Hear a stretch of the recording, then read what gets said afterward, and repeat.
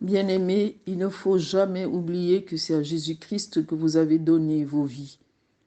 Comme Sauveur et Seigneur, vous l'avez accepté. C'est lui seul que vous devez suivre. Il a dit que ceux qui le suivent ne marcheront point dans les ténèbres.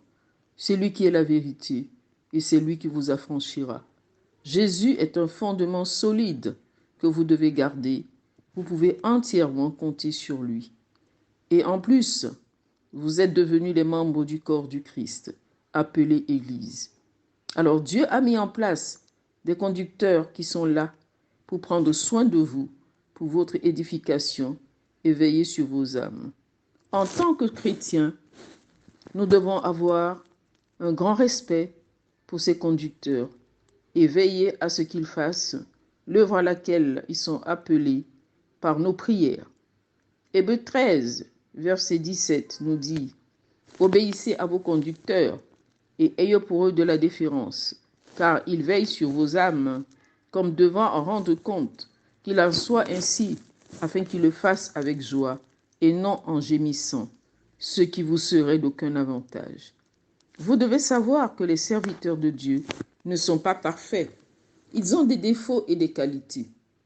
Ils ont besoin, comme vous et moi, de la grâce de Dieu pour marcher d'une manière digne dans leur vie chrétienne.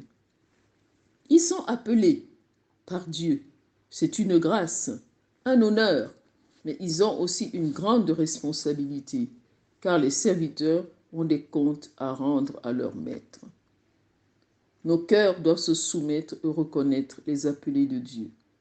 D'ailleurs, Dieu nous appelle à prier pour eux, au lieu de voir leurs péchés.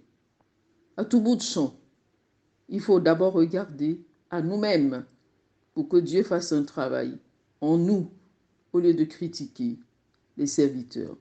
La critique vient de la chair et non de l'esprit. C'est un péché destructeur. La soumission doit gagner les cœurs de tous les chrétiens, afin qu'ils aient une attitude d'obéissance vis-à-vis de Dieu et de ses serviteurs. Voyons dans le serviteur l'onction qui repose sur lui et qui est liée à son appel. Cela ne veut pas dire d'être tolérant vis-à-vis du péché. Il faut prier pour eux, les redresser avec douceur et compassion. Il faut regarder l'homme dans sa faiblesse. L'homme physique n'a rien à voir, mais plutôt l'onction, l'autorité que Dieu a placée sur lui pour servir le peuple. Cela va garder vos cœurs afin de ne jamais critiquer, juger un serviteur d'une manière légère. Grandissez dans cette attitude de cœur et sachez que le serviteur n'a rien demandé. C'est Dieu qui est venu le chercher, c'est Dieu qui l'a appelé, c'est lui qui l'a choisi, c'est lui qui l'a oint et c'est lui qui l'a envoyé, qui l'a établi pour son service. Romains 14, verset 4 nous dit « Qui es-tu toi qui juges un serviteur d'autrui? S'il se tient debout ou s'il tombe, cela regarde son maître, mais il se tiendra debout, car le Seigneur a le pouvoir de l'affermir. » Ce Dieu qui l'a appelé lui donne la garantie de son soutien et de sa présence. Soyons des chrétiens, des vrais chrétiens, ceux qui prient sans cesse. Les temps sont mauvais, avec compassion pour les serviteurs de Dieu, afin que ceux qui sont tombés se relèvent, ceux qui sont affaiblis soient affermis, et même pour ceux qui sont dans la désobéissance, qui se répandent et se convertissent.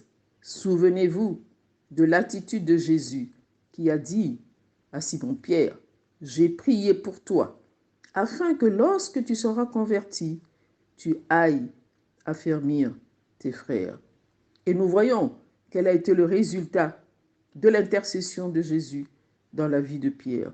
Il est devenu un grand apôtre. Après la Pentecôte, il a prêché et 3000 personnes se sont converties. Son miracle, il a fait de nombreux miracles. Que cette parole touche nos cœurs et que ceci soit rempli de compassion. Parce que Jésus-Christ, notre modèle, était toujours ému de compassion. Soyez abondamment bénis.